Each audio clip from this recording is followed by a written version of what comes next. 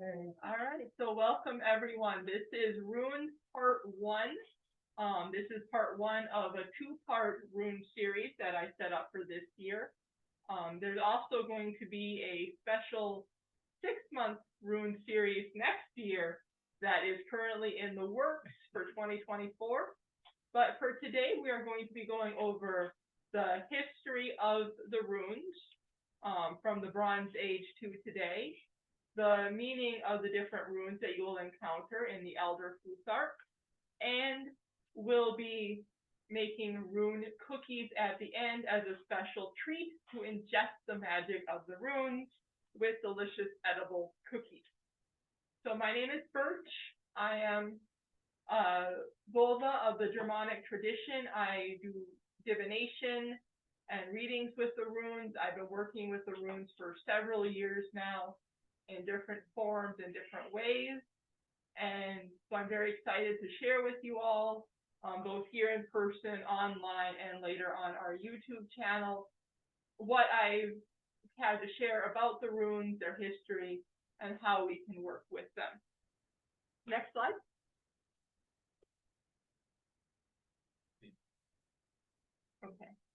Okay, and also as I'm going through the meaning of the different runes, everyone here has a piece of paper and that shows the different runes that we'll be going through, and a blank piece of paper. So if you want to follow along with that, and if you get some ideas about what rune you'd like to put onto the cookie at the end, it'll be a spell to help you towards a goal that you have in mind for yourself over the near future, coming year or so. So if you, as we talk about the different runes, you hear one that says, "Ooh, that sounds like it relates to this," or "Oh, that might be helpful," you could circle it or make a note on the paper, and then when you make the cookies, you can have that ready to go with some of your ideas. So make sure you're taking notes. So tonight we'll be covering part 1 of 2 on the rune book. And then at the end we'll be learning to draw those runes onto the cookie, like I said. And so much of this work is intuitive that I really do think that kind of moment when you're like, "Ooh, that sounds interesting," is really powerful and really helpful, because a lot of rune work is very mental and spiritual, and how that comes together with our intuition is often the most powerful way to work with it, that first instinctual moment of realization. So first things first, what is a rune? Well, the word rune comes from an Indo-European root word, ro, which means to roar, which is actually carried over in all over the Germanic languages, and from the Germanic language it travels to the Celtic languages too. And so you can see it comes to mean a secret or a mystery within the Germanic languages, and that's how it was brought over to more of the Celtic languages. And you can see on the chart, or if you're here, I'll just let you know, essentially it means secret, mystery, as a root word throughout, and it's always like rune, whether you're talking in German, Old Norse. It was a word that, the more a word is carried over with the same word throughout different languages, throughout different times, you can really see how this was something that had this strong history behind it, that was very much a secret and a working of a group of talented Volva, rune workers, Vixi. They had different words for the practitioners across different cultures and times, but the runes themselves stayed very consistent as the language and the ideas of them traveled and spread. So next slide. So for the history of the runes, there's both a mythological history and there's a practical archaeological history that we can see and study here in the mundane world. The mythical history is Odin hanging on the tree of Yggdrasil. He sacrificed himself to himself with a spear, and in the Havamal it says, I hung on that windy tree 9 whole days and nights, stabbed with a spear, offered to Odin, myself to mine own self given, high on that tree of with none hath heard, from what roots it rises to heaven. None refreshed me ever with food or drink.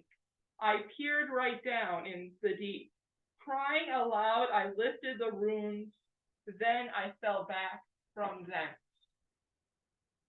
And the idea of Yggdrasil, the world tree, its roots stretching beyond what is known, its branches passing to connect with all the 9 worlds of the Norse mythology. And there is Odin, the chief of the Aesir gods, hanging himself, sacrificing himself to himself. And throughout the Germanic and Norse traditions, the idea of a sacrifice is very much a source of power. And so the runes he did not create the runes. By sacrificing himself to himself, he gained the power in order to see the runes and understand what can be done with them. And those rune spells we'll get into more in a later class, and what he discovered with the runes and as recorded in Havamal. But this is very much shamanistic origin of the runes, this idea that you have this journey through death to life, and with that transformation, you create the ability to understand the secret roar of the runes through time and space and magic. So next slide. Here on Earth, here on Midgard, where did the runes come from? There's been competing theories over time. The local origin that this was something indigenous to the northern European Germanic cultures, that they developed it independently of any outside sources. That one never really gained a whole lot of ground. Direct transmittal from the Greeks or the Phoenicians. Those got popular because, of course, everyone thinks Greeks, they're the fathers of Western culture. They must have gone north and spread the knowledge of writing to the Germans. The problem is there's absolutely no evidence of direct contact between the ancient Greeks of, say, the Athenian age, when this would have been happening, and the Germanic tribes. The Greeks were not that interested in traveling into the wild wilderness of Germany to spread the knowledge of writing and trade. The Phoenicians, they were a shipfaring culture. You can kind of see on the map, if you know your European map, you know Germany is not on the Mediterranean Sea. There is, again, an entire mountain range. You have to go all the way up around into the Baltic, and then you get to them. But again, not really very probable. The most likely theory is the Etruscan theory. This is the one that I personally believe in, that the Etruscans did have direct contact with the Alemanni and Germanic tribes of the Alps and of what is today southern Germany. There were trade routes. As those Phoenicians and Greeks were dominating the Mediterranean trade, the Etruscans were slowly being pushed out of it. And as cultures do, when you're pushed out of trade with one group of people, you got to find an edge. And their edge was they started trading north with the Germans and getting the lumber, the timber, the furs, and trading those to the Phoenicians. And so that direct trade route would have led to the dissemination of ideas, writing systems. Most writing systems, ancient writing systems, evolve around commerce. How many things have I sold you? How many things have I bought from you? If there's any disputes later, it's written down. So commerce and trade would have been probably the most likely way that people would have spread writing across cultures, and so the Etruscans are the most likely in that sense as well. The earliest written examples of runes probably decayed or dissolved 2,000 years ago or more. They would have been done on birch bark, wood, twigs, and those materials, unless they happen to get dropped into a peat bog at just the right moment and left there to be found 2,000 years later, they're not going to survive this long. Just natural processes, natural decay. The earliest recorded use of was from Tacitus. He did not call them runes, but around the 1st century CE, he did record that he was seeing the Germanic tribes and the Germanic priests use divination using some kind of writing system on a wooden stick. And that was around the 1st century CE. And usually we can assume that since that was the first recorded, it probably started maybe a couple hundred years before that. But again, we don't actually know what those symbols look like exactly. And of course, the idea of these magical symbols, possibly without a letter or sound alphabet system, those more likely go back to the Bronze Age or even earlier. You take something like the swastika, which probably is of ancient Indo-European origin because it's in both the Germanic and the Eastern Sanskrit, Hindu, and Buddhist traditions. In order to have disseminated in both directions, it would have to be at least 5,000 or 6,000 years old from before the two groups split and separated, one going west and one going south and east. So some of these symbols are considerably older than the Futhark or the alphabet themselves. It's just that it wasn't until the contact with the Etruscans came that they started saying, well, we have these marks, so clearly marks are supposed to have sounds to them. Let's give it a phonetic alphabet. And that's where the Elder Futhark comes in. Next slide. So the Elder Futhark is the oldest of the runic alphabets that we know of for sure. This is not Viking Age. You will see a lot of, especially on social media, people trying to be like, ooh, I want to write like a Viking, and then they pull out the Elder Futhark. This is much older than the Viking Age, which around 600 to 700. This would have been probably up to maybe around 500 or 600 when it was replaced by the younger Futhark. But this was the ancestor of the other runic alphabets that we see. Anglo-Saxon, younger Futhark. And it remains this day with the reconstruction, the attempts to bring back the old German religion, the old Germanic forms of divination and magic. This is one of the most popular because it is the oldest. It is, people like it because it's original and has a lot of power and usefulness when you're working with a magical system. Because the other ones, the later ones, they started to become a lot more alphabetized. This one was sort of that transition between the purely magical symbol and becoming an alphabet. It was the hybrid of the two. The next slide.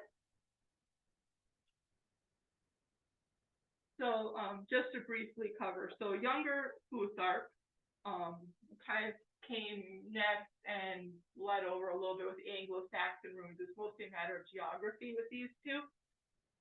The younger Futhark reduced the total number of runes to 16. It focused a lot more heavily on the phonetic sounds that would have appeared in the language. It was starting to become more of a written system and more of a form of writing versus something with a purely magical focus. It was especially seen during the late pagan era in Central Europe and Scandinavia. However, as the Christian mercenary missionaries, I'm sorry, not mercenaries, missionaries came in.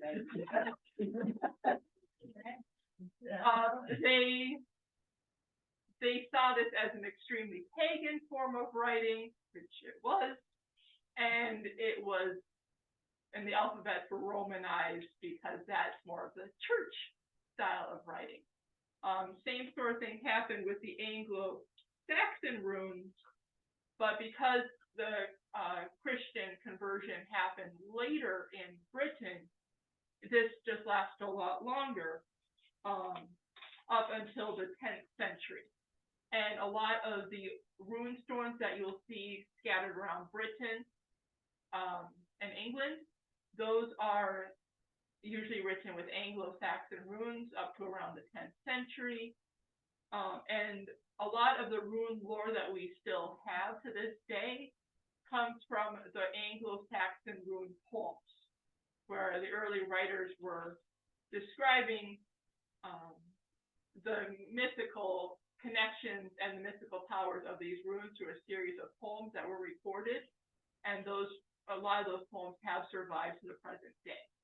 But because the Anglo-Saxon runes don't line up directly with the Elder Futhark, sometimes there's a little bit of mishmashing going on, and some of them don't. But a lot of what we know about the runes does come to us through the Anglo-Saxons, just because they were one of the last to actually be used in a pagan society as a form of writing. You do see some overlap, especially with early Christian writing, where you might have something written in a runic script, but with the Christian cross, as the two religions were being syncretized. You get a little bit of overlap, but at the same time, there's definitely a sense that as the Christian influence got stronger, the use of the runes got weaker over time. So that means we're going to have to jump forward until the late 19th century to get to really the next part of runic history. Next slide. And that is the first runic revival. I put 1902 to 1933. The dates, are kind of a matter of personal thing. I choose 1902 because that was when Guido von List wrote Das Geheimnis der Runen, the mysteries of the runes. At this point, by the 19th century, rune workers of any kind had become nearly extinct throughout Scandinavia and Germany. Those who were practicing were typically in a very rural area. A lot of the traditions had been broken. A lot of that magic was essentially put to sleep and hidden through the collective unconscious in the form of egregores, in the form of Distir and ancestral mysteries, but it had gone silent for very nearly 1900, more like, say about 1500 years in some places or more. And unfortunately, the first people to really focus on reviving the runes were not good human beings. There's really no good way to say it. They were a bunch of white supremacists who were trying to advance the idea of a superior Aryan race, and they were using the runes to do it. I bring them up because it is an important thing to understand in runic history, this first revival. There's different ideas of where exactly everything went wrong, because notice I ended with 1933. That was when the Nazis took power in Germany. They drew upon the ideas written in books like Das Geheimnis von Runen, The Mystery of the Runes, the writings of Otto von List about the runes, the other early workers of the runic revival, and they put them directly into the ideology of the Nazi Party. And we all know what happened next. And so, unfortunately, a lot of what they did pretty much destroyed the spiritual workings of things such as the swastika within the Western tradition. Guido von List was very fond of the swastika. He described it as, the great solar wheel, the active force of the universe. And of course, he also says this was proof of how wonderful the Aryans were because they used this. So inevitably, that's what the Nazis picked up on. In the Eastern tradition, with Hinduism, Buddhism, that symbol is still alive and well, but I do not believe it can be safely used by anyone within the German tradition for another 1,000 years. I personally will not even touch it. And a lot of what he wrote, his interpretations of the runes are so twisted. I've read his work just to get a sense of what there was. And I mean, my familiarity and my knowledge of the runes is very different. What he described was a very twisted and very dangerous system. I'll never forget. So a couple of the authors that I've read have also, kind of discussed like what happened here. And their theory was that by going to sleep and being lost with contact for humanity for the better part of a millennia and a half, this magic essentially turned feral. And the first contact again with humans at the end of that period would have been a miracle if it had gone well, because the magic had gone so feral and so dangerous that would have taken a very exceptional group of people to be able to handle it safely. And unfortunately, people who got hold of it had an agenda that was not good and caused a lot of death and suffering and misery. But unfortunately, some of that continues to this day. There are still groups of people within the Germanic and the heathen and Norse pagan communities who continue to hold on to these ideas, this feral, twisted, broken rune magic, and they hang on to it because they think it gives them strength and power. But I'm just going to stand here right now and say, no, it does not. The original magic is much stronger and much more beautiful than anything this could ever aspire to be. That's my soapbox on it. I'll be happy to rant about it for a few more hours, but I have a happier bit of the story to go into. Next slide, please. All right. So modern runology. This really kind of draws from two main sources. It's a reaction to and a reckoning with what happened with the first runic revival at the beginning of the 20th century. Is taking a look and saying, look, this is what happened. We were wrong. This path was going in the wrong direction. Let's forge a new one and let's do it right this time.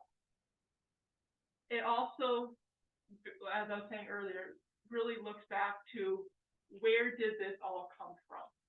Where were we before all this happened? What did our ancestors believe? What could our ancestors do? How do we get back in touch with them? How do we reach out back to that original egregore, the original unconscious, and learn about the runes the right way, the way they would have wanted us to work with them?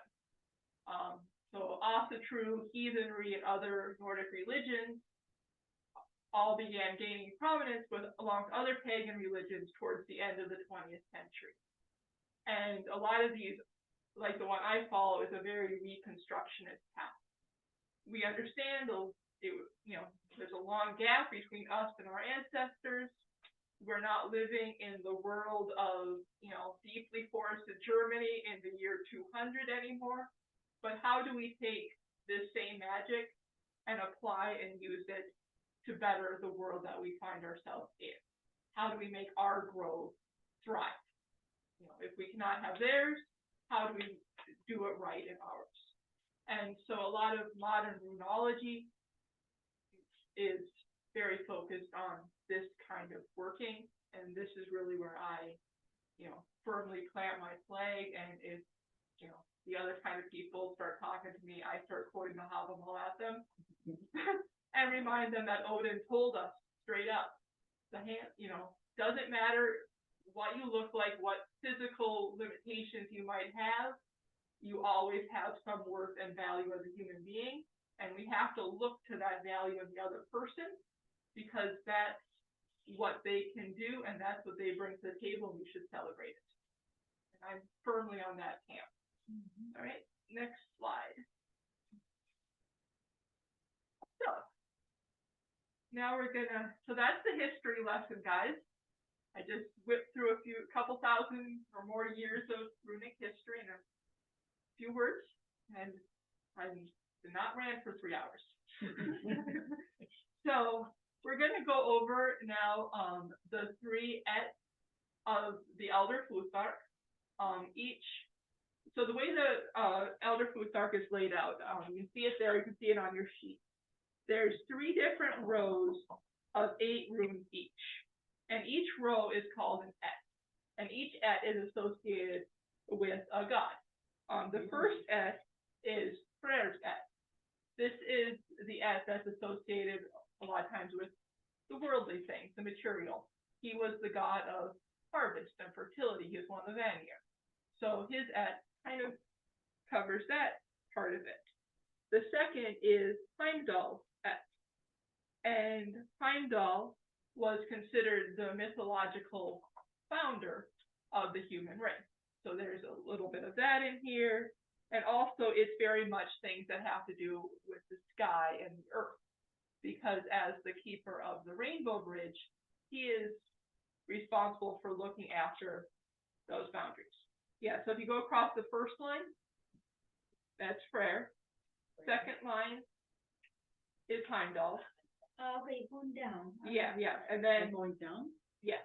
So if you Oh yeah, this way. Yeah, so you go across, Yeah, you go across, and then they kind of are going down. And then the third is Tyr's et, or Tiwaz, the first room here. And Tyr as the god of law and justice. This is a very esoteric one that deals with a lot of concepts and ideas and ideals that we work with and see as we're doing our magic.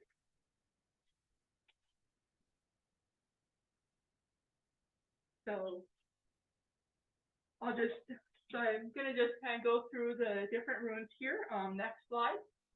We're gonna start with Fehu. Fehu refers to cattle. It's also cognate with our English word fee, as in like you pay a fee or entrance fee. It's wealth, but it's especially wealth that is transferable. Cattle were a measure of wealth in the ancient world. You would say how rich you were by how many cattle you had, or maybe you didn't have any cattle, you only had some goats. Means you were probably, didn't have a whole lot of money. You just had a couple goats. But if you had cattle, that meant you had wealth and money. So Fehu is often used with anything that has to do with growth, abundance, building wealth. If you wanted to do a money spell, Fehu would be one of the first ones that I would turn to. If I'm doing anything that, needs a quick turnaround, I might look to hit that as well. The idea, okay, an exchange, but something that can just be like, okay, I want this Medusa. Here's I'm going to sell you the cash. Medusa is now mine. So an exchange, but like an extremely Fehu kind of one, exactly. It's not like, ooh, big grand exchange. Like, I want this. Here's money. I'm taking it. Next slide. Uruz. You guys might know Uruz is actually one of my favorites. And I have to pull this one a lot when I do runes. I don't know if it's like a psychic connection or whatever, but Uruz is the Aurochs. Aurochs are extinct. They're trying to bring them back, but these were the ancestors of our modern bulls. They're not like the cute little Ferdinand the bull that is sitting there in the field. This is the big, huge bull with, giant horns that's about to charge you down and trample you. And it was often an initiation process for young men to have to go out there and kill an aurochs and bring back the horns to show, yeah, I'm a big tough warrior now. So it is a rune that often involves change, but change that is made through force, through strength of arms, through personal power.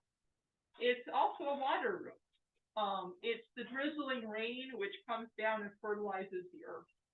I often work with it a lot as the force of a river that can, carve out the Grand Canyon just by constantly rubbing against the limestone on the side of the river. Now you have, a giant canyon somewhere. So if you're working with urus, it's a lot of times that sense of inner strength, your power. You want to make something happen. You want the right. You want to just. I'm a Taurus, so of course the idea of just trampling things probably appeals to me. So that's Uru. Next slide. This Sehu again. See, Sehu is the domestic cattle. Urus is the wild cattle, and then we have Thurisod, sometimes referred to as thorn. In a lot of the Anglo-Saxon poems, they just call it thorn. This is the rune most closely associated with Thor. And again, you think of Thor in the stories of him, he's the big guy with the big red-headed beard, whose idea of fixing any problem is there's nothing too big or small for Mjolnir to whack. This is a rune of a strong defense. A lot of wardings and protection spells have Thurisod as one of their bases, because among its other virtues, it can boost other runes. The same way that when Thor puts on his girdle, he's 3 times stronger. This rune can boost and enhance the effects of other runes. I did not know this many years ago when I called upon Algi's Ulthala and Thurisod together at a performance of the Oak King and Holly King. But I'm never going to live down the results of what I did next. And when I learned that about Thurisod, I was like, oh, that's what I did. Because I took out a couple of mugs, I scared poor Elba, and I broke the staff in half and scared the Oak King so badly that he never battled me again. Away. Yeah. Several states away. So, and this is an earth rune. Thor is, of course, a son of the earth. And so this is a good rune to connect with, again, that strength of the earth beneath your feet. So if you want to go bash someone's head in, Thurisod is your guy. All right, next slide. Ansus. I like Ansus a lot too. It's very esoteric, kind of hard to describe. Its meaning is essentially song or breath. It's the channel to and from all things. If you're a druid or you're familiar with druidism and you're familiar with the idea of the Alwyn, that Alwyn force that you call upon to connect with magic and spirit, Alwyn and Ansus pretty much referring to the same thing. It's the wild ecstasy of magic, that feeling when you're in a ritual, you just feel yourself tingling, you're like, ooh! And it's also the container or the tunnel by which it comes to you. So a lot of times, Ansus is a good one to do if you're working on a ritual and you want to really connect with spirit and magic and power. You might call upon Ansus to come down to you, or if you want to work with Odin, you're calling out to him. This rune will also help you really connect with Odin or the divine spirit of the world. So yeah, I like Ansus, and it says that the shape of Ansus is like a person standing with, their cloak billowing in the wind behind them. You can kind of see that idea of it if you look at it carefully. Like you're standing there and like the wind's blowing through and your cape's flying behind you. All right, next. Yes, the Road. This rune can refer to a literal road, like, you're traveling, you're going on a road, you want smooth roads to travel on. I use this a lot when I do my bind room to drive to Miami and come back in one piece. I use this one because I don't trust Miami drivers. It also can refer to the passage of the sun and moon. So this is the road that the sun and moon travel to make the day and the night. So you see the sun rise and set, so it's that road and it's passage of the moon through the sky at night. It's a route of travel and direction. It refers to the right order of things. You want the sun to come up in the east and set in the west. You don't want it to suddenly go in reverse. Well, I mean, you look like you want to go reverse, but in that case, your bind room, I'll tell you which bind room you need to make it happen, okay? It can also help you in a spiritual journey. If you're trying to, make some kind of spiritual travel, you might call upon this to help you go through Yidra and go up and down the world tree. So it's a very useful rune for a lot of things, but especially anything that involves movement and travel and having a passage. All right, next slide. Kenaz. Kenaz's two meanings are torch and ulcer. Burning, a lot of burning. A lot of burning. It's also exposing. This is a healing room. When it's using a lot of healing spells, because if you think about the idea of when you're trying to heal a person, right? You want to see into them, hence the ulcer, see into them to know what's going wrong, and then use that light to illuminate what's going on. And also, heat can sometimes be a real force for healing. If your muscles are sore and you put that heating pad on, and so it's the sense of inner light, but also controlled fire and energy. Because a torch is fire, but it's a fire you can hold in your hand. It's not a wildfire that's out of control. So, the idea of exposure. Yeah, I mean, first I was like, torch and ulcer, how those things go together. But when you think about it on a metaphysical level, it's kind of there. I had to get immersed to really figure it out, but after that, it made a lot more sense. All right, next slide. And Gabo.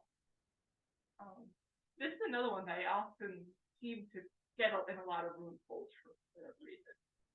Gabo refers to the idea of a gift or exchange, and that X, you can really see it. No matter what way you place it, you can still see, like, okay, it's, two things coming together, or it's four things coming together, two things, different directions. So it refers to the mystery of the void before creation. In the sagas, they would, talk about the moment before, fire and ice came together and created the world, and the cow was cut up and turned into everything. In science, we might refer to that moment before the Big Bang. What was there before there was a there? And it's that moment when the two things become one. That sexual power and the union of two people, or the union of a human and the divine. Because there's always that question, what's going to happen next? You don't know. If you're going to work and have a child together, this is often used in spells for fertility and childbirth. What we're going to try and make a kid, what's going to happen? Who's our kid going to grow up to be? You don't know. You don't know until after the fact. You're working with the gods and you're embarking on the spiritual journey. What's going to happen next? You don't know. It's in the hands of the fates at that point. So it's this idea of, okay, two things are becoming one, but what's going to happen next? You don't know. But it all centers around, again, the idea of a gift and an exchange. All this has to be done as a degree of equal partnership, for the mystery to really work. It's a give and it's a take.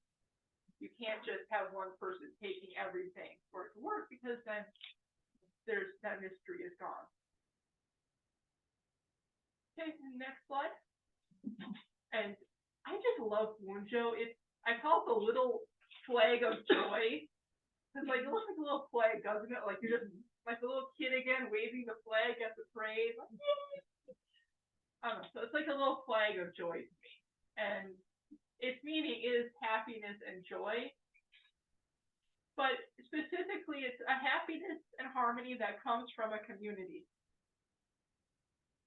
And that sense of, when you're with other people and you all are friends and you have this shared purpose, it's like when we gather here every Friday, we have we have to have a scheduled 30 minutes of social time so we can talk. So it's that sense of shared experience. And if you're working with, in a bind room, let's say, where you have multiple rooms coming together, and you really want the rooms to cooperate, and maybe there are two rooms that don't normally cooperate with one another, you kind of, maybe you could try Wunjo. A few others you could try as well, but that idea of, you can put a Wunjo in there to really, spread some happiness and love among that energy of the rooms to make it go more smoothly. It's like, trying to get a group of people to all do the same thing. You get everyone in a good mood first with some, food and drink. Goes a lot better than if everyone's angry at each other. Similar kind of thing here with Wunjo. Next slide. Hagalaz. I just thought this was a perfect picture of Hagalaz. You get that sense of the storm, the hail. And Hagalaz is cool because this is the 9th room. And 9 is a really sacred number in heathenry and Norse paganism. This room, the hail, it's symbolic of the cosmic egg. So there's endless potential to this room. But with endless potential also comes the endless potential for change and upheaval. If anyone does tarot, this card reminds me a lot of the Tower. This room of the Tower card, that sense of boom, there's this cosmic egg waiting to hatch, but how does an egg hatch? Gotta be broken first. So it's a very sacred number. It's also a room that's sacred to Heimdall. So if you're working with or trying to connect with Heimdall, you can use this. I've also seen a few people write about using this room with Hela, the goddess of the underworld and death. I think because, again, it's that sense of in death and transformation, you have that same capacity for change.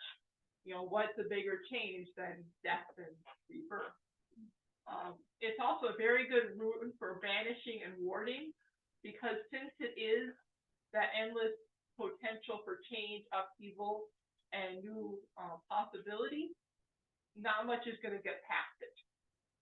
It's like a little bomb. They'll just go boom.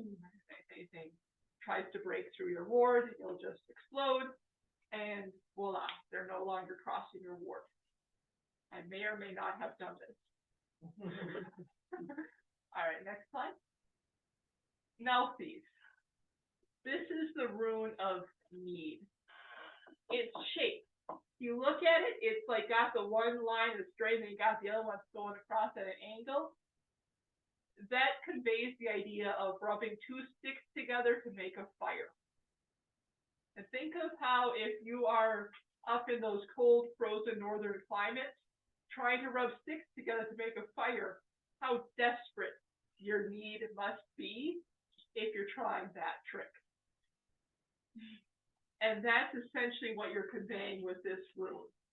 It's the cosmic resistance that creates out of necessity. You absolutely have to have this thing happen, and you're going to stop at nothing to make sure it does. It's also very much a rune of the faith, because this idea of the faith, you are essentially an active agent in this world, for the fates to use. And if they're using you to make something happen, they must really want it to happen. So whatever your meaning is in life, your purpose, that's sort of like you being the two sticks being rubbed together to light that fire. I thought that was a really beautiful imagery. And one of the few things that was actually worth reading in his book was "Use thy destiny, do not strive against it." Guido on this. You got the on the few good gems. You don't need to read the rest of it now. Use thy destiny, do not strive against it. Use it to create that change because you have that power. You are the spark. You just got to be rubbed against your destiny like a couple of sticks. Next one. Isa. All right, so if you really want to stop the road of right things from happening, Lulu, Isa is inertia and gravitas.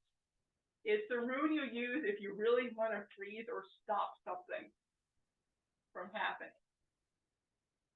It's it's a bridge.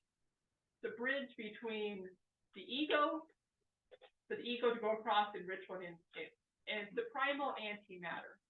Remember I was talking about like the idea of Gebo being the mystery of what lies behind the Big Bang? This is the frozen vacuum of space. And so if you need to slow something down, you need to add some inertia. You want something not to be happening. This Isa is very useful. I know it kind of has a bad rap because it is very good at stopping things in their tracks and being cold and icy. But, I mean, you know, icicles have their place. You know, you can't have everything being movement and chaos all the time. This is really the opposite of Feihu, where Feihu is like, ooh, quick transfer. This is, I'm afraid I don't have anything of that to tell you today. You gotta wait for your Medusa some other time. That's what I told the other two people. Because I was the fastest couch. Yeah. So, okay. So that's Isa. Next slide. Jera. Jera is actually still used in a lot of the German languages, like the word Jahr, which is the German word for year, is cognate with the word Jera. It refers to a year or that cycle of seasons. It's closely linked with the idea of karma, the idea that the actions you made in the past have kind of gone through a full cycle, and now they're going to manifest in the present. Where Raiho is that daily path of the sun across the sky, this is the annual path of the sun and earth through our solar system. So it refers to the sense of cosmic fertility, the earth, that renewal. So if there's something you are working towards, but it might not be a quick fix, Jera is a good one to call upon because, you know, you're asking for it. Maybe you've been working on it for a long time. You want it to manifest now. So this is like, okay, let's bring it all together. All right, next slide. Iwaz. This is the yew tree. The most famous yew tree, of course, in this tradition is Yggdrasil, the tree of life and Odin's gallows, where he hung for 9 days and nights to pull up the runes from deep beneath its roots. It's a rune of banishing. It's an extremely protective rune. It's also good for journeying between the worlds, because remember, Yggdrasil holds all the worlds in its branches. So if you're doing any kind of astral travel or journeying, magical journeying, this is a good one to use to kind of guide you on your way. I would often combine it with Raiho if I were doing this. You know, the idea of, okay, here's where I'm going and here's the road I'm going to take across it. It can also be used for communication across the veil.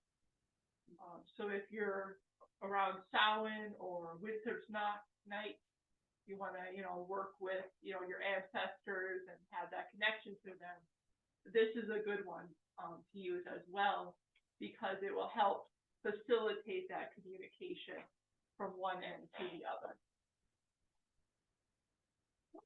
Petro. I like Petro too, just because it's kind of fun. Its shape is that of a dice cup being tossed. So if you imagine chance or luck just being like, okay, let's just throw it all out there and see what sticks, that's essentially the feeling you get with Petro. Like, I don't know what's going to happen. Let's just see what happens. It's therefore very closely tied with the power of the Norns, the three levers of the fate. And a lot of times, if like you see you're doing divination with Petro and you start seeing divination with the runes, and you see Petro showing up, because your past actions are coming to fruition. Things that you did before, good or bad, the dice are now being tossed out onto the table for you. You better hope you got a good tip. But that also makes it very useful if you're doing any kind of divination spell work. Because again, it's that sense of, okay, let's see what's happening. Throw it out, roll it out in the dice. I suppose if I were to go to a casino, I would probably want this rune somewhere on my person.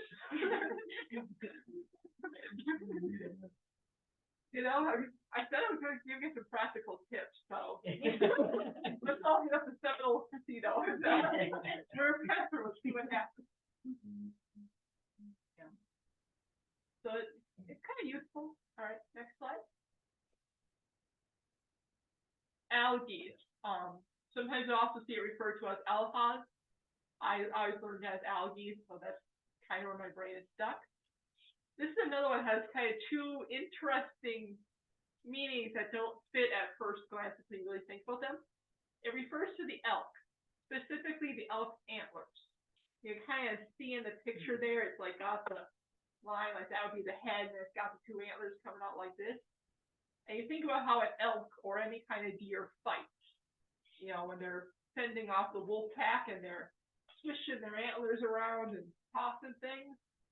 It's a protective rune, but it's the idea that the best defense is a good offense and vice versa.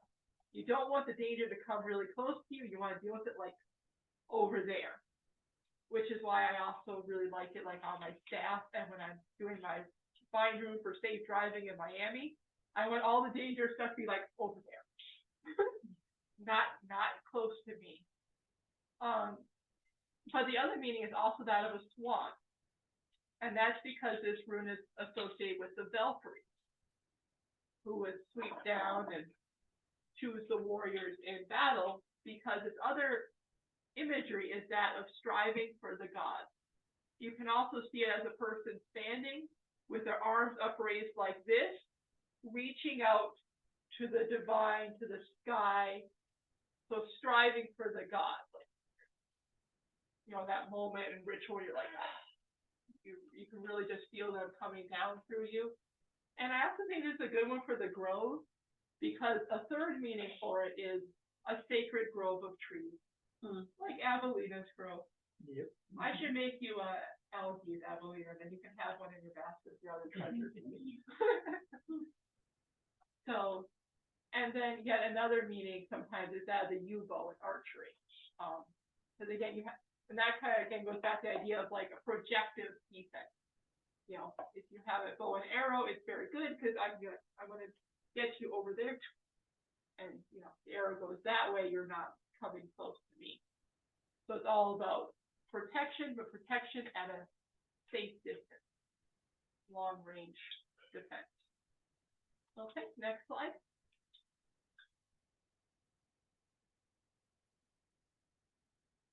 Next slide. Sorry, I think Carl got a lot of algae there. I was reading it, I'm sorry. Okay. Yeah, lots of, and then there's Sowilo. On my computer, it gave the E-shaped Sowilo, which I don't often see, but I put the picture as well of the one that I use more often, which is the lightning bolt shape. And this is the sun herself. And I say herself because in this tradition, the sun is female. So it's a manifestation of magical will throughout the universe. Remember we were talking about the spinny things in the Litha ritual? How the sun spinny things give life and energy to everything on Earth? This is those spinny things of the sun. It represents that active force, that active wheel.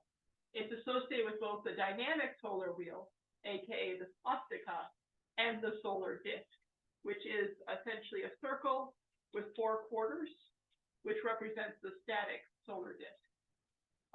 It also, of course, looks a lot like a lightning bolt, which again goes back to the idea of concentrated energy. The lightning bolt that you might see over there, it's that active, very energetic. So this is a rune very closely associated with the will, with the universe, but also your internal will, your desire to succeed, your desire to make changes in your life. If you're feeling like you need more of that, this is a good rune to work with because it will zap that energy into you. And unfortunately, that's also why in its double dynamic solar disk form, it was so attractive to the Nazis. And continues to be a beautiful and magical symbol in the Buddhist and Hindu Eastern tradition, where hopefully they can redeem it over the next 1,000 years. So I like Sowilo. It's a very good rune for a lot of those things. And if I have to do any work where once upon a time you might have used a swastika, you can easily substitute just a single Sowilo, get the same magical effect without all that additional baggage and hate that unfortunately was injected into it when you're working with runes. Okay, next slide.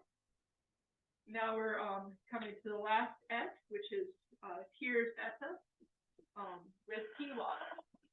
Tyr is the god of justice. The most famous story about him, of course, is that when the gods were trying to find Fenrir Wolf, and the bargain was that they would untie him if he could not break the bond. And the gods had no intention of keeping their bargain, and Fenrir got suspicious. So he said, well, you can only do it if one of you puts your hand inside my mouth. If you do not untie me when you said you would, I will bite off the hand of whoever puts it in my mouth. And Tyr was the only god who was willing to put his right hand into the mouth of the wolf. When the gods refused to untie him, Fenrir bit off Tyr's hand, but by sacrificing his hand, he was at least able to uphold the bargain of the gods, because the deal was, hey, if you do not untie, we get your hand. He gave up the hand. Now, more or less, justice was served. Historically, this is a victory rune, but you have to be careful with it, because Tyr is all about that idea of self-sacrifice. If you are going to declare that I am just and I am right and I am going to be victorious, and you call upon this rune, you better be sure you're right. Because in the idea of combat, whether ritual combat or in a battle, in a war, you are staking your life by calling upon this rune that your cause is just. I still am living.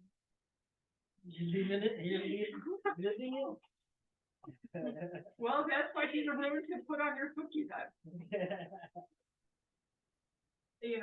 That idea that, hey, you know what? I believe that what I'm doing is right, and I am willing to stake my hand upon it. And if Tyr judges you unworthy, and you were fighting in that battle, you would die.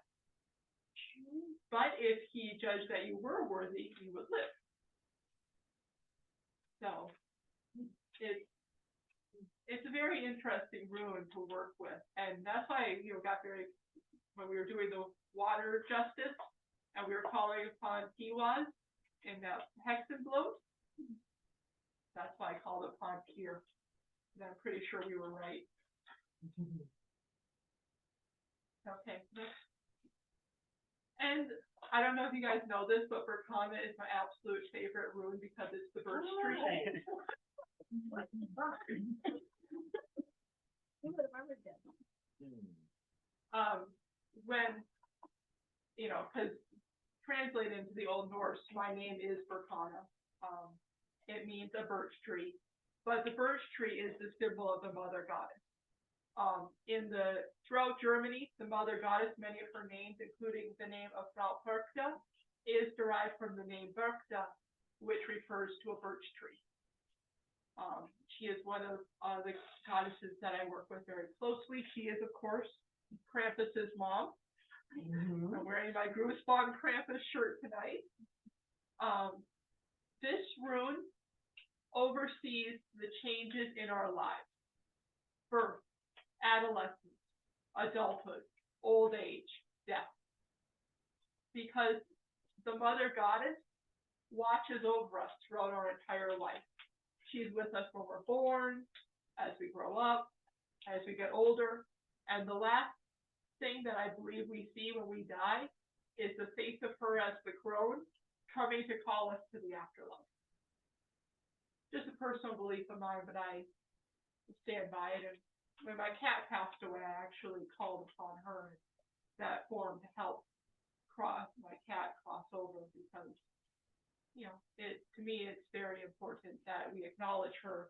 She was with us when we're born. She's with us when we die. She's with us throughout. So it's a rune for initiation. It's a rune for new beginning. Birch trees love open, sunny hillsides. So if there's a big forest fire or anything happens to the forest, the birch trees are always the first to come back. They're an extremely resilient tree. The power of the birch or the Berkana is that it can both conceal and protect. If you're doing any kind of spell of protection, this one, it's like if you're watching a chicken or any kind of animal protecting its young, and they just kind of like curl around them or put their wings over them like, no one's getting my babies. That's the energy that this one will bring to any kind of warding or protection spell. It will protect you, it will hide you, and it will keep you safe behind it. So if you're facing something you don't think you are strong enough to confront, this is the kind of thing to help on, which is why, real quick, another rune poem. If you go down the edge, you have Uruz, Nauthiz, and Berkana. And I kind of mentioned my own little rune poems to remember the order of everything. So it goes in times of danger, you need your mother goddess. Because like the Oryx, very dangerous, Nauthiz need, and then Berkana is a mother goddess, but you do need her. So that's what I like about the Berkana. That's what I like about that rune. That it's a rune that will protect you when you absolutely are out of your league and you need her help. You can call upon it. Okay, next slide. Awad. This is the horse rune. Sacred to Sleipnir, Odin's 8-legged horse / steed. It also refers to the idea of the twin kingship, which in German tradition was very closely associated with horses. Hengist and Horsa, both their names are from a word meaning horse. They were the two Anglo-Saxon kings who supposedly conquered England for the Saxons. It's a rune of mutual trust and cooperation. Those of you who work or have ridden a horse probably know you get the best results with a horse when you trust the horse and the horse trusts you. If the horse doesn't like you, you're not going anywhere. And if you don't trust your horse, you're not going to get very far either. So this is, again, a rune where you want to have that mutual. So if you're doing if you're doing a bind rune, you want to make sure there's partnership between the runes that you're using. You can often use Awaz to facilitate that, because it's very good for that kind of sense of partnership, equal. So I find it beautiful that the rune of legal marriage. So when a good marriage is always a partnership, a union of two people who meet as equals and who can help one another in their struggles or trials. So it's a good rune for marriage, for partnerships, because it is dedicated to Sleipnir, and Sleipnir acts as a cycle pump going between the worlds. Same as I was, you can use this for world journeying as well, and travel. And this is the third part of the bind rune I use to keep my car safe in Miami. Because even though my car is not a horse, it serves the function of a horse in today's society. So under the rules of Reconstructionism, my car is covered by horse rune. All right. Let me go on to the next slide, please. And Manas. Mana stands for humankind and the divine within humankind. This is also a rune closely associated with Heimdall, who is considered the divine ancestor of humanity. It's a rune of intelligence, of memory. And I just love and human ingenuity. I love this quote by Terry Pratchett. Humanity is where the falling angel meets the rising eight. And that kind of encapsulates what this rune means. The idea that, you know what, we might not quite be gods, and we're not quite, on the same as the other apes and species that we're closest related to, but we're somewhere in between. Because we have just enough knowledge and awareness to get ourselves into trouble, and sometimes enough to get us out of that trouble again.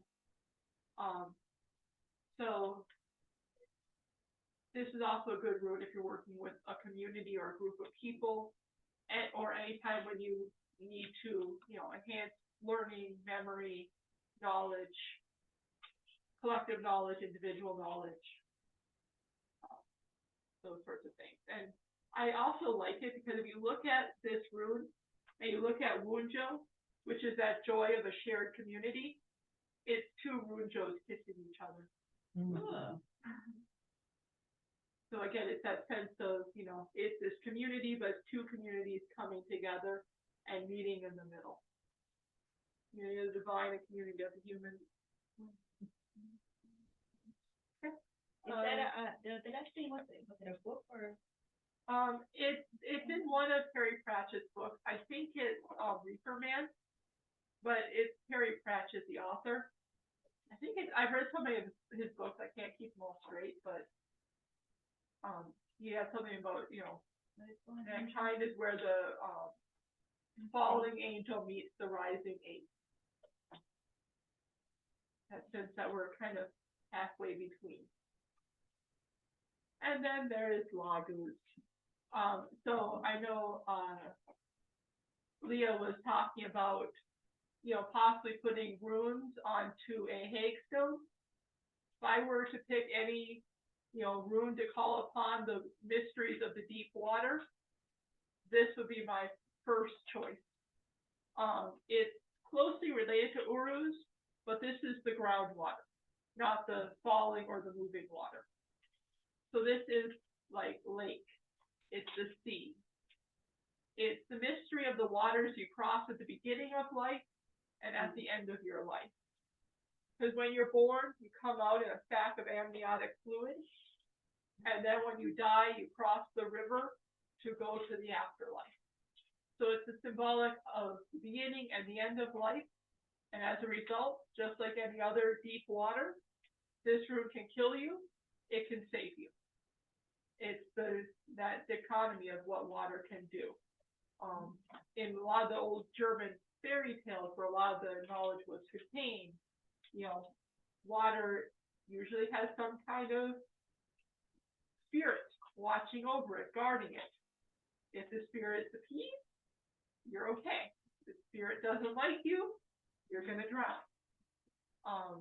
So it's, again, that mystery of the water, but water with that sense of which way is things going to fall. And it all just comes down to respect. If you're dealing with a large body of water, you respect the water, you're going to be okay. You get cocky, you might not be coming back. Also a very good rune to use if you're trying to drive through a Florida monsoon and arrive safely. You can combine Laguz with Radel and Awaz, and I usually use algae because I like algae, but you can also probably use Soda. The idea that you're calling for your car to safely go on a road that has since turned into a lake. And I'm sure we've all had that experience in recent months. Amethyst, right? Oh, yeah. So remember this one for next time. Laguz plus Kenaz when your house floods. Healing water. Yeah. Not poison I like water. that. Okay. Next one. Ingwaz. Ingwaz says on your paper, and you oftentimes see it said, Ingwaz refers to the god Ing, which is great if you know who the god Ing is. Ing is the male consort of the earth goddess. In northern Germany, he was the consort of Nerthus, the goddess of the earth, who was celebrated as, you know, the sort of a Demeter or Ceres type figure. His power is over seeds, nuts, and I'm sure, and that's meant in all the possible connotations of those words.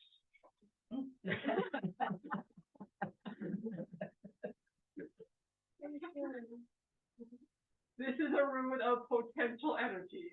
These are barbarians, okay? I'm a barbarian too. Like, we don't play around with stuff. It's potential energy. You put the seed in the earth, and you wait for it to sprout. So if there's something you want to achieve, but you're just at the beginning stages, I would use Ingwaz versus Jera. If you're towards the end of the process, I would use Jera instead of Ingwaz. They work together, but this is more that potential that exists at the very beginning. You want this thing to happen, you've got the seed, you want the seed to sprout. Or you have a nut, you want to plant the nut and you want to get a tree. That his specialty is both seeds and nuts. A lot of dealing with potential energy, and of course, naturally then, sex magic. A lot of runes that involve sex magic will call upon Ingwaz because that's his specialty. God's Ing specialty. So, I think you guys get the picture. Next slide. Dagaz. Dagaz refers to day, daylight. But specifically, its power is drawn from the liminal moment as the sun rises or sets. Because if you kind of picture a little bit with the imagery here, Dagaz is a rune of contrast. Day, night, light, dark, awake, asleep. And as two opposing forces come together, how those opposing forces can blend into a single unit. So if you are working with a bind rune, and maybe you have a couple of runes, or you have an issue where you're trying to bring something together, but it's just not fitting, you know, you're trying to do something, but just there's too many conflicting forces at play, Dagaz is a good one to call upon because it's the regulator of where two opposing forces can meet and make magic together. But it also, of course, refers specifically to that power of daylight. The light of day, where Kenaz is a controlled fire, Dagaz is the Florida sun in July at noon. That force of day. I mean, you get Tawilo with the sun's power, but this specifically that light. That brightness as you step outside, you're like, I can't see a thing. Which one of my coworkers actually says we're walking in this afternoon. It's like, I can't see. Because the sun is so bright, reflecting off everything. That's Dagaz too. So, but again, you think about it, you have that bright light and like, you're like, I can't see, it's too bright. Yeah, you have that contrast. It's extremely bright, but it's making your eyes go dark. Because you're being blinded by it. So it's an interesting road to play with. And well, we're on to the last one. Thank you guys for sticking with me through this. I know it's a lot of talking, but hopefully it's been entertaining. And we have Othala. And people who abuse Othala and try to corrupt it are going to have to corrupt it over my and a lot of other people's dead bodies and spirits. Because this is an absolutely beautiful rune that deserves so much better than its treatment. One thing to look out for with Othala, on that note, this refers to ancestral gifts, homeland, inherited power, belonging, inclusiveness, family, kindred. It's the sense that you have a home to come back to and people there who love you. Specifically that idea of love and inclusiveness and kindred. This is not a rune of exclusion and hatred, which is what it is sometimes used as. One way to tell, the people who like to use this as a force for exclusion will have sharp lines on the bottom of the Othala pointing upwards. If you see people waving around Othala and they seem to use that one more than the flat bottom, not 100%, because there's some people use them interchangeably, but I've noticed that a lot of the groups that tend to try and put up fences will make their Othala very pointy, which is a good warning sign. You notice I do not ever use the pointy end on the bottom, because I am very firmly opposed to the kinds of people who would take the idea that there is a place that we all belong to, that we all can have peace and love and understanding, and use it to say, but you can't come in. You know, Othin did not hang for 9 days on the tree just for only a select group of people to use the runes. He did it so that way we, magic speakers and magic users, can access and have this power as a tool in our toolkit, and I will die upon that hill if I have to. But yeah, the sense of homeland, ancestral power. This is another good one if you're doing any kind of ancestral magic, because this is a rune that will help you connect with the Deestir, with the Elfir, with the magic of your mother line, your father line, all the magic and energy of your past. This can really help you connect and link with it. And if you have, you know, a sense of like, there's a place I used to belong to that I can't get back to, that's been lost. This is that thread that still binds us to that place. That kind of ancestral memory we have of like, there's a place I'm supposed to be, a place where I come from. This is, again, that tie back to that place. But not keep others out. So that is the Elder Futhark. Anyone have any questions on any of it real quick before we move on to explaining how to draw the runes? Okay. So this next part I'm going to do nice and quick, because I know I've been talking for a while and you want your cookies. So you guys stay awake and pay attention, you get a cookie. We're in kindergarten. All right. So the great thing about runes is they can be done on just about anything, anywhere, at any time. The most common materials for divination and offerings is usually wood. Metal is usually used for like amulets and jewelry. Stone is for monuments and remembrance. But really any material will do. I will, like I was saying before, I will often sketch runes on the dashboard of my car with my finger, because I want protection as I'm driving through wet roads or driving into Miami. You know, so it can be done anywhere at any time.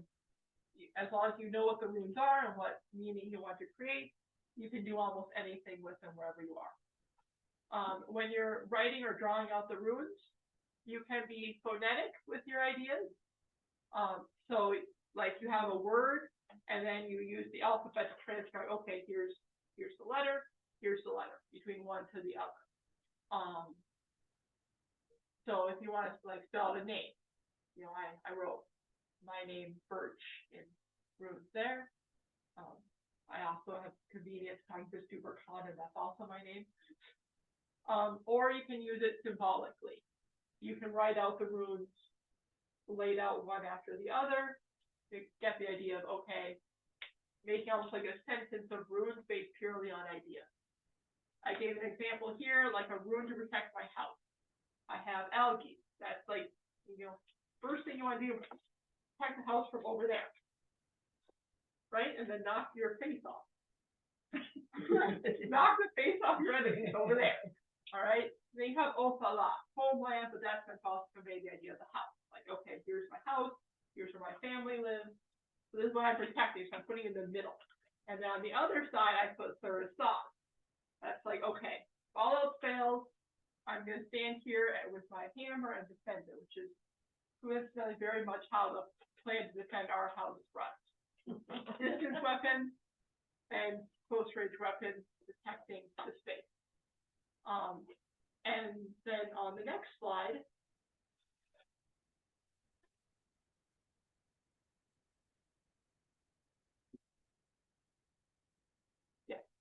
you can also then take those runes and combine them into a single sigil, which is called a bind rune. A bind rune is a combination of 2 or more runes that have been drawn to a single sigil. To get the bind rune to work and look pretty, you can flip them, you can duplicate, have more than one, put them at different angles to each other. You play around and really make a nice picture out of it. The picture we have here is from the cake from the hurricane ritual day.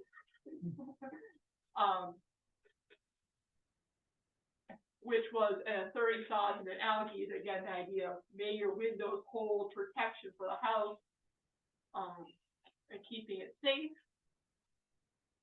And you can use this a lot of times in rune spells because you get to combine several spells into one to create a sort of super spell. So you combine a little of this, a little of that, you put it all together, and you come up with a spell. And so there's a few, so there's a few things that you kind of remember. So like, Thuristos, like I was mentioning, when you use it in a binder, it becomes a force multiplier, where it will strengthen the other runes that are put into the bind rune. Dagas can often be used to mediate between 2 runes that don't usually work well together.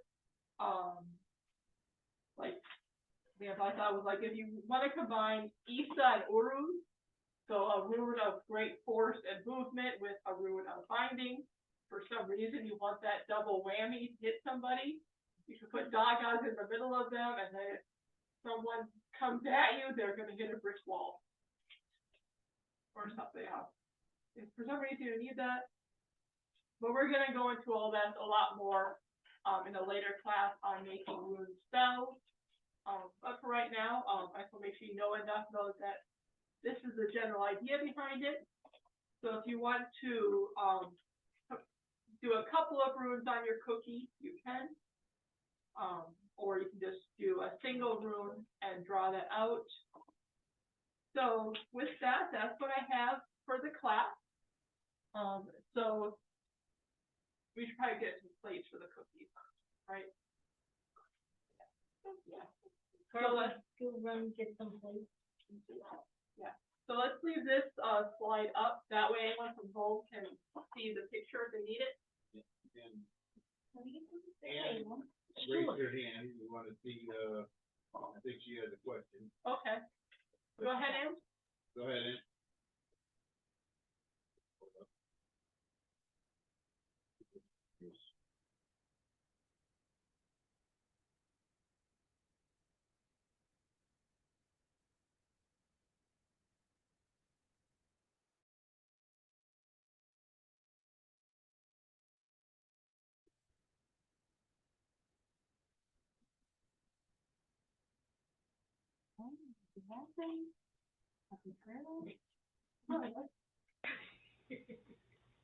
Yeah.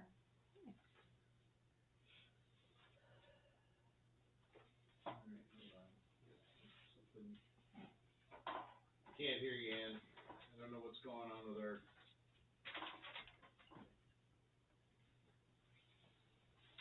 Maybe she can type out the question. Oh, she's having mic issues, I think. Yeah, if you want to put it in the chat, we can see that. Yeah.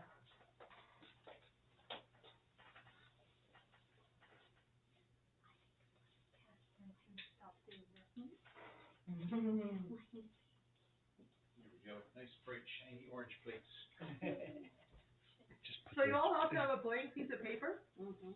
Okay. So if you want to do any sketching before you put the final on the cookie. She wanted to know about the NG room that looked like, two different images. Oh, yeah, so some of these Yeah. do have a couple of different, images that are associated with them.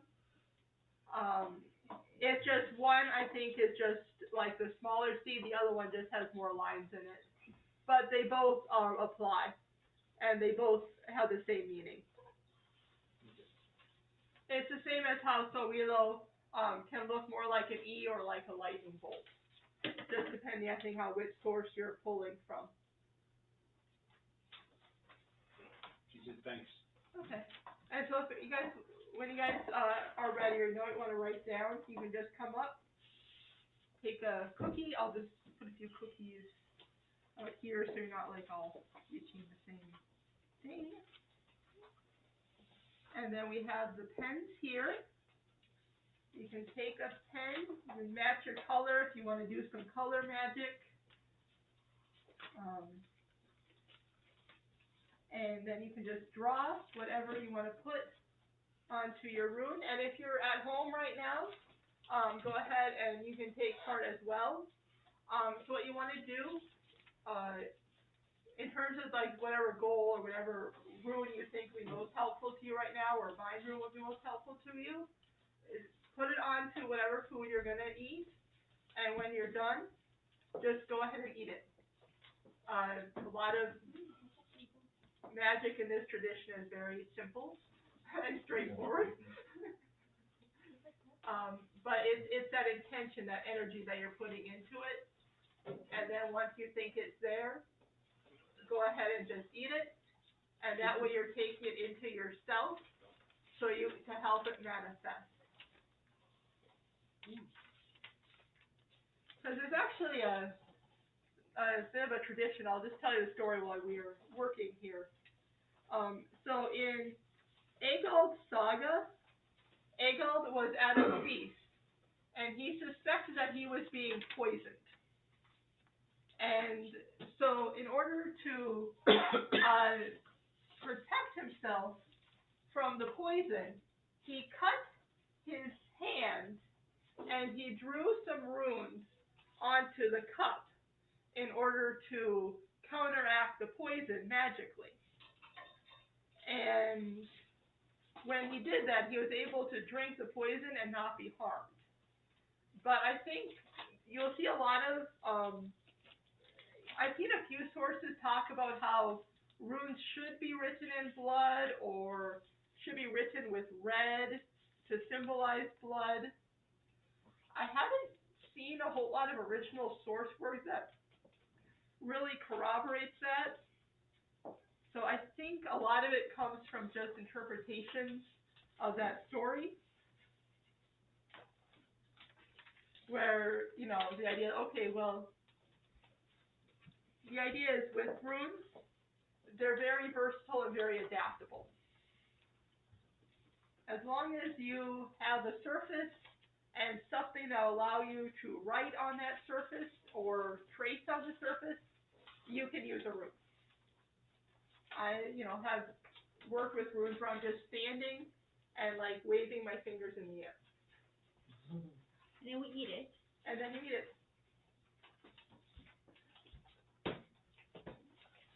Very good. Am I eating it down? I don't know who made these cookies, but I need the recipe. They're Sweet Lauren's cookies. These are amazing.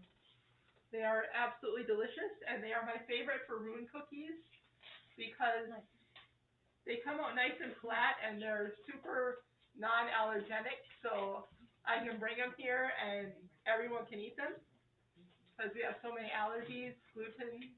Lauren, Sweet Lauren's, Loren, and then apostrophe S. Okay. You can find that at Publix.